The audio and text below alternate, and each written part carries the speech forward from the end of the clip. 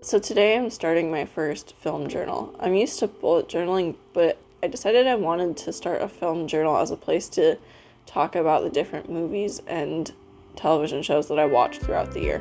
And I watch a lot of movies and TV shows each year. So for my film journal, I'm going to use it as a place to track what I've seen and my thoughts and opinions of what I've been watching. I also wanted to use it as a place where I could talk about the aspects of movies and television that I enjoy the most, and just kind of use it as a place where I can just talk about anything and everything about movies and television that I like.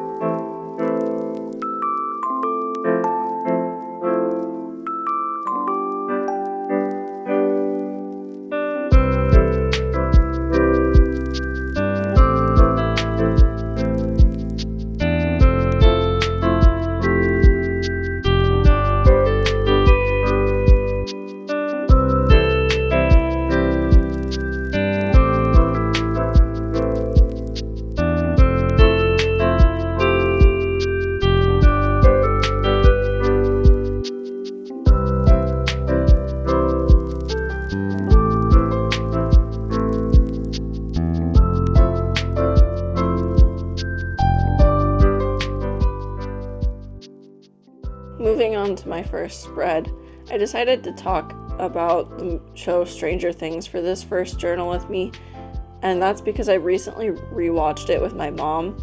My mom had never seen it entirely through, so it was really fun to be able to watch it with her and see her reactions to the things that I enjoy and the different parts of the show that I find really interesting. So it was really fun to be able to do that. She'd only seen bits and pieces when I had watched it with my dad previously, like as the seasons came out, so it was really fun to just sit and watch the entire show in one go. And it definitely made her excited about the fourth season and me excited about the fourth season, so I'm really looking forward to being able to finish out the show with both my mom and my dad, so that'll be really fun when that fourth season comes out. And this first page, I'm talking about what Stranger Things means to me. And I have this very personal connection to the show.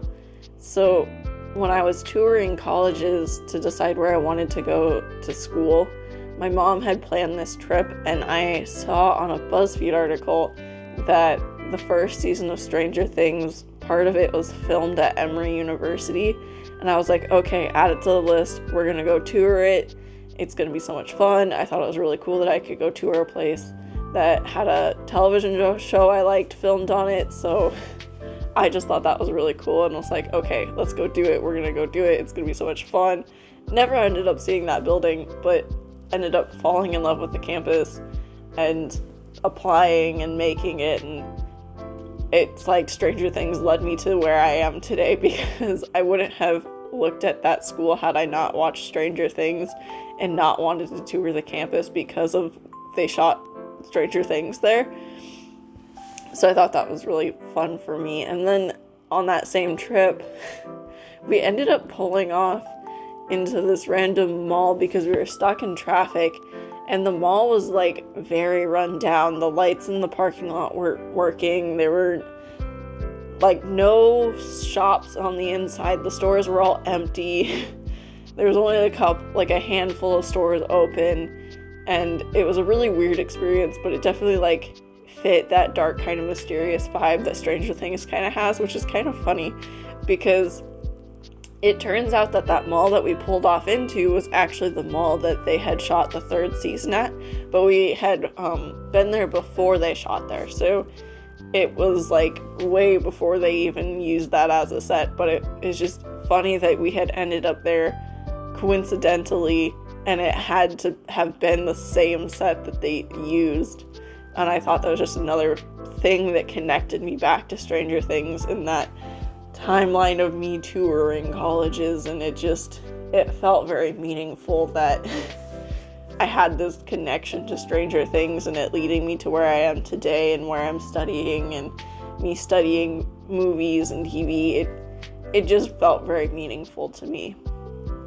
And this next page here, I'm talking about the way the show plays with shadows, which is a lighting thing in and of itself, but I think it's really a staple of the thriller, horror, monster movie genre that the show's trying to emulate. And I think that they do such a great job with it. And light especially, it plays a huge part in the first season. So the first pictures I'm talking about here are from the first episode when Will disappears. He ends up in the shed and they go to look for him and the light in the top kind of fades away, but it's alluding to the fact that Will's energy can be transferred across the dimensions, and it's through light that he can communicate with others, which plays a huge part later on when he's trying to communicate with his mom, and she puts up all the Christmas lights. So it was just really interesting to be like, okay, yeah, that part right there means this thing over here. So it was really fun to make that connection on my watch through again and point that out and be like, yeah, that led to that. Next pictures I'm putting out are screenshots I took from when Joyce crawls into the cupboard and she's trying to get Will to talk through the Christmas lights, and it's just the white ones, and so it starts with her shadowed and then the lights pop up, and I just think it's really pretty to see that the lights fill that space and that it's part of that meaning of communication. And the picture in the corner there is a shot from the first episode as well, and it's part of the lab when they go down to like test the levels and whatever. And I just thought it was a really good example of backlighting and having the characters in front of the action be shadowed but the action be colored. So I just thought that was really cool and a good example of that type of lighting.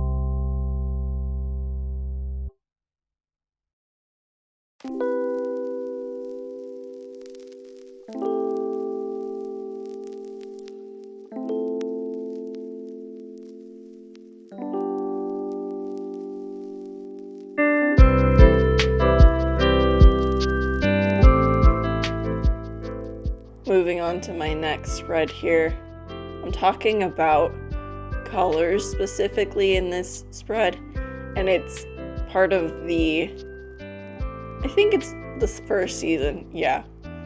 This scene's part from the first season. It's when Joyce goes to look for Will at his castle, and she's remembering times when she went up to him when he was still there, and so it does like this flashback thing where it shows her interacting with him in his castle and giving him tickets to go see a movie, and then flashing forward to when he's gone and her looking for him there.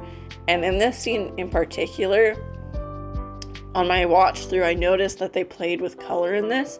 So in the flashback, when she was remembering him being there, it was a lot lighter and brighter not just due to the lights, but the colors of blue that they use, especially in Will's shirt color, is just a brighter blue, and it's definitely more illuminated. And then when you get to the flash forward in the present time, that dark blue curtain that's at the back of the scene is a lot darker and reads a lot darker than it does in the flashback.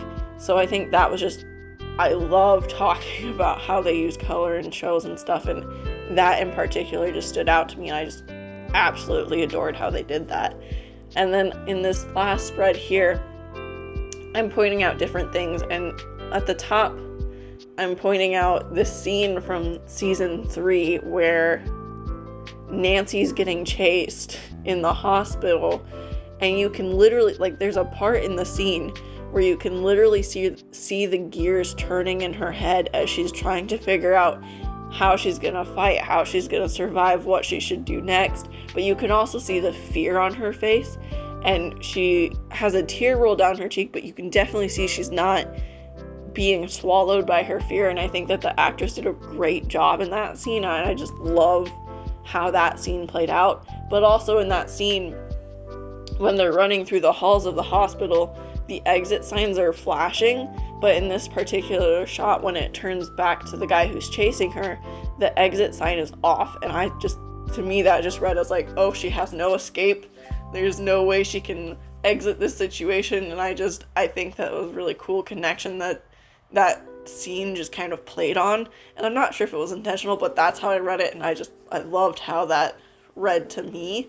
And then at the bottom here, I'm talking about other 80s references that the show puts in there, which it's known for doing, but some of the ones that I enjoyed the most are these two. And it's from season 2. Both of them are from season 2. And the first one is Bob's character. He alludes to his character from the Goonies so often. And in this one scene, he's talking about the map that Will draws, and he's like, what's at the X? Treasure? Pirate treasure? And that's the Goonies. Flat out reference to the Goonies. And I love the Goonies, so it was really fun to make that connection. And then there's a scene when Will opens the door, and it's just orange outside.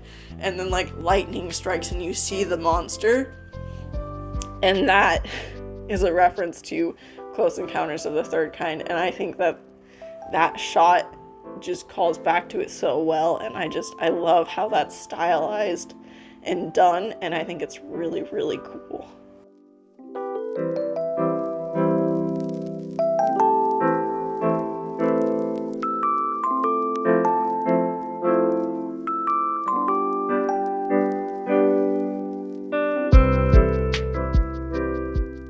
And now for my final flip through. I hope you enjoyed watching this video and listening to me talk about movies and TV, and I plan to do more.